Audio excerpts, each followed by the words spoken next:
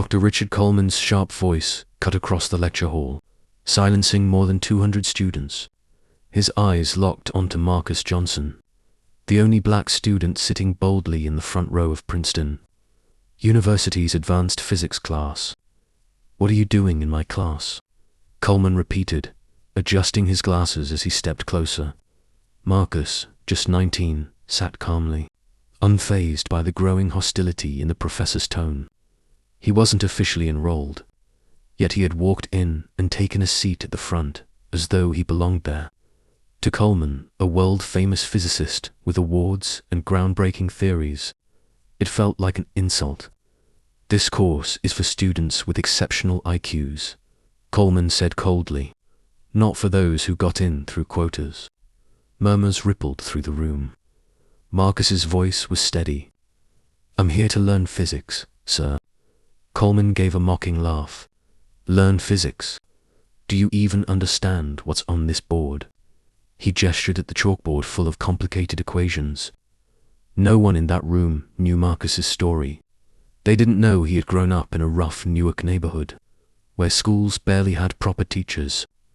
They didn't know he found a torn physics book in a dumpster at age 12 and taught himself by candlelight when the power went out. They didn't know he had studied every article Dr. Coleman had ever published.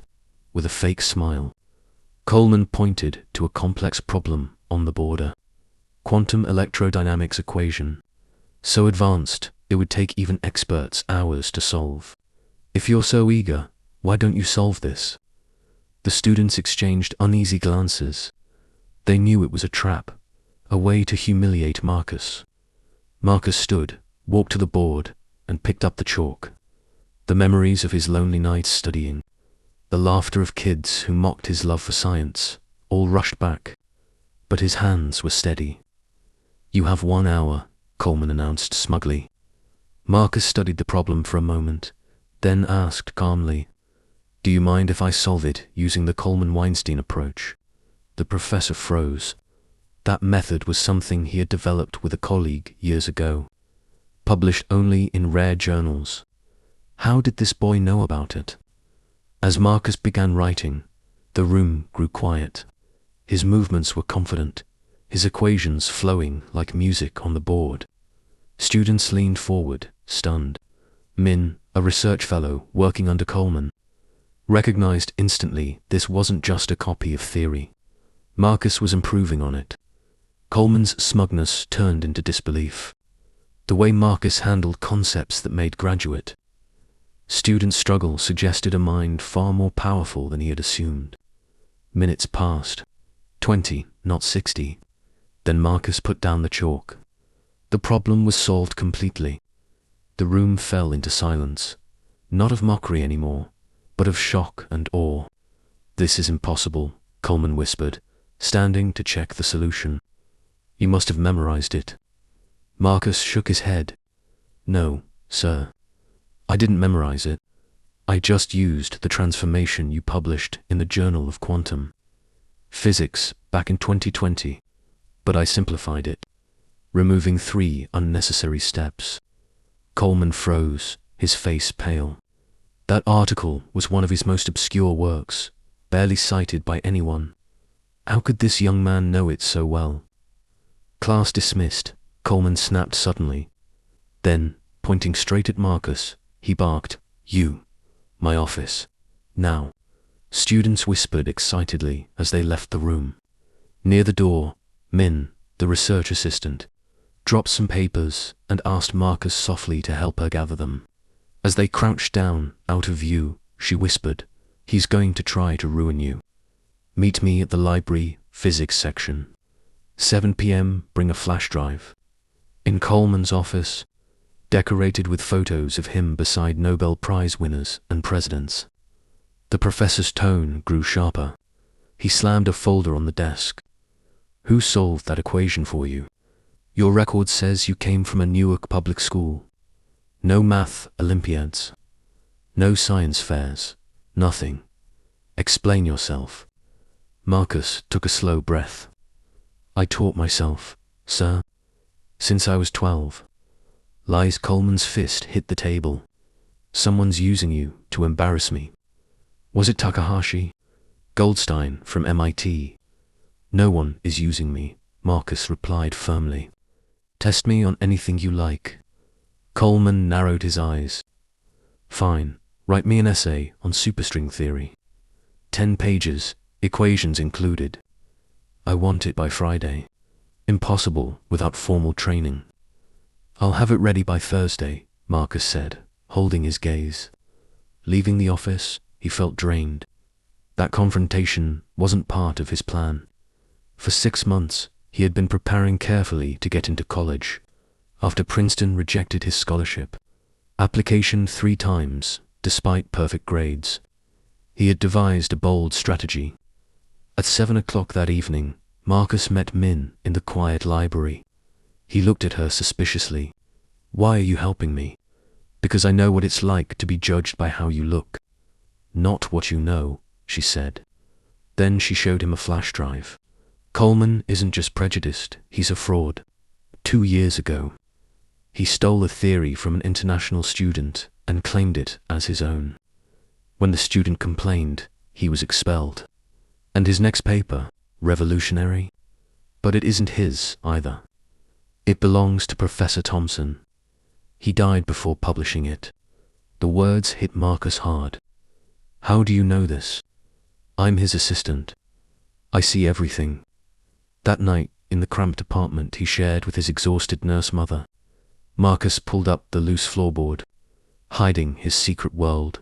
Stacks of handwritten notes, recycled paper filled with equations, printed articles, and rejection letters from Princeton. Your qualifications, while impressive, do not meet the standards of excellence required by our program. Under the dim light, Marcus sent an email to Princeton's physics department. I formally request to enroll in Dr. Coleman's advanced course under the expanded access program. He knew it would force the administration to review the case publicly. Over the next days, he poured his energy into 2 things: the superstring essay and something even bolder, analyzing Coleman's stolen paper. To his shock, he discovered not only plagiarism, but serious errors Coleman hadn't noticed when he stole it. At the cafeteria, Min whispered nervously, "He's digging into your past. He knows you applied 3 times and got rejected. He thinks some rival school is backing you." Marcus gave a small smile. Good, let him believe that. What are you planning? Min asked. Justice, Marcus said simply. Not just for me. Because the truth was, Marcus wasn't fighting for himself alone. Back in Newark, he secretly tutored teenagers with the same spark for science he once had, denied opportunities, because of their neighborhood, their name, or the color of their skin. By Thursday, Marcus handed Coleman his essay. Not 10 pages, but his work didn't just explain superstring theory, it offered a fresh perspective, linking it to the newest discoveries in particle physics. Coleman flipped through the pages, suspicion hardening into something else he couldn't hide, astonishment. This is impressive, Coleman finally admitted, his voice tight. But it doesn't change anything. You're still an intruder in my class. Not for long, Marcus replied calmly. The academic committee meets tomorrow at 10. I'll be there to argue for my admission. Coleman waved him off arrogantly, not noticing the small smile on Marcus's face, the kind of smile that appears only when a carefully built plan is falling perfectly into place. That night, while the campus went quiet, 2 windows glowed with light. In one, Coleman sat in his grand office, frantically reviewing his upcoming article, the one he believed would cement his legacy. In the other, inside a small, modest room, Marcus finished his own analysis of the same paper, one that exposed more than Coleman could ever imagine. The next morning, the elegant Princeton meeting hall buzzed with tension. Professors, students, and administrators filled the space. At the raised table sat 6 professors and the dean. Coleman, sharp in an expensive suit, wore his usual confident smile. Mr. Johnson has requested formal admission to Dr. Coleman's advanced course, announced Dr. Harris, the committee chair. Dr. Coleman, I understand you have objections. Coleman rose with the confidence of a man who had never lost a battle. This young man is unqualified. His presence would damage the academic standards of this institution. If I may, Marcus interrupted, his calm voice echoing through the hall. I'd like to present 2 documents for the committee's review. Coleman's eyes narrowed as Marcus handed out folders. The first is my essay on superstring theory. Marcus explained, which Dr. Coleman himself described as surprising. The professors flipped through the pages, eyebrows raising. This is extraordinarily sophisticated, murmured Dr. Peterson, an expert in theoretical physics. The second document, Marcus continued, his tone sharpening, is a comparison between Dr. Coleman's soon-to-be-published article and the unpublished work of the late Professor Thomson. Coleman's face went pale. That's absurd. Page 3, paragraph 2, Marcus said calmly. The mathematical derivation is identical, word for word, symbol for symbol, taken directly from Thomson's manuscript. A stunned silence filled the room as the committee examined the pages. That proves nothing, Coleman snapped. Thomson and I collaborated. Then look at page 7, Marcus said. There's a critical error, an error that completely invalidates the theory. A true physicist would have caught it. But Dr. Coleman didn't, because it wasn't his work. Coleman's composure cracked. His voice rose, almost shouting. Who's behind this? Goldstein. Takahashi. Who's using this boy to attack me? No one is using me, Marcus replied steadily. Just as no one taught me physics. I taught myself from discarded books and recycled paper. He turned toward the committee. I didn't come here to expose. Dr. Coleman, I came because I deserve the same chance as any student with my level of knowledge. From the audience, Min stood up. I can confirm all of this. As Dr. Coleman's assistant, I had access to Thomson's documents, and this isn't the first time he's done it. Dr. Peterson removed his glasses, rubbing his eyes in disbelief. Coleman, is this true? Coleman's silence was answer enough. His carefully built empire of prestige and intimidation was crumbling before everyone's eyes. I also have testimony from 3 other students, Marcus added, placing a flash drive on the table. International students who were silenced when they accused Dr. Coleman of stealing their work. Dr. Harris's expression hardened. A full investigation will begin immediately. She turned to Marcus. As for you, Mr. Johnson, you are hereby accepted into the program with a full scholarship. You can't do this. Coleman roared. I am Richard Coleman. My name is on that theory I corrected last week, Marcus said evenly. Without arrogance, only truth. For me, credit has never mattered. Only physics. Get out. Coleman lunged toward him, but security guards rushed in, pulling him back.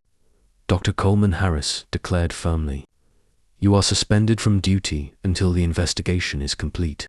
The hall erupted in whispers and shocked voices. Through it all, Marcus stood quietly, his face calm. There was no gloating, no celebration, only the steady peace of someone who had finally been allowed to reveal the truth. From the back of the hall, someone began to clap. Then another joined, and soon the entire room was filled with applause. Among the faces, Marcus spotted minority students who had been overlooked and silenced for years. This wasn't just about exposing one dishonest professor. It was about something bigger, system designed to keep power in the hands of a few, while erasing the brilliance of others. As Coleman was escorted out, Marcus had not only earned his rightful place, he had ignited a quiet revolution that would echo through Princeton's halls for generations. And in the middle of the applause, one question lingered. How many other Marcus Johnsons existed around the world, brilliant minds dismissed, not because they lacked ability, but because the system refused to see them. 3 months later, Princeton's largest auditorium was packed again, not for Coleman, but for the very first lecture of Assistant Professor Marcus Johnson, age 19. The chatter hushed as he stepped on stage wearing his new faculty badge. "Welcome to Applied Quantum Physics.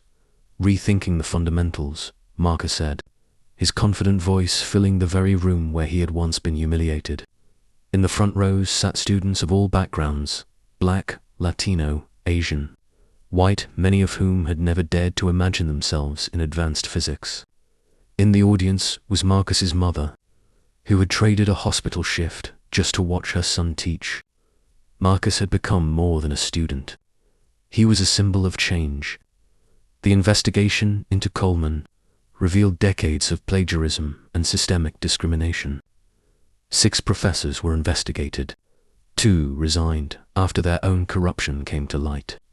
Meanwhile, Marcus began teaching with a mission. Physics doesn't belong to a race, a class, or a gender, he told his students while writing elegant equations on the digital board. It belongs to those brave enough to ask questions and humble enough to learn. In the back row, Min smiled quietly. Now running the outreach program Marcus had created, she was helping to find hidden talent in underfunded public schools. Already, 3 promising students had been discovered, 800 kilometers away. Richard Coleman was teaching uninterested freshmen at a rural community college. His reputation destroyed, his papers retracted. His arrogance had cost him everything. After Marcus's first lecture, Dr. Peterson approached him. "That theorem you're developing on quantum mechanics and computing, it's brilliant." Marcus smiled. "Thank you. But it's not just mine. It came from the study group I started back in Newark Kids, with no formal opportunities, but with minds as sharp as anyone here." That was the twist no one expected. Marcus had turned his Princeton classroom into a virtual hub, connected with dozens of bright young people from disadvantaged communities. His first official paper, Scientific Knowledge, a model for radical inclusion in physics, was generating just as much interest as his work on quantum theory. Later that evening, Marcus paused in front of the physics building, staring at the faculty plaque where his name now appeared. A small group of black first-year students nervously approached him. "Professor Johnson," one young woman said, "we started a study group because of you.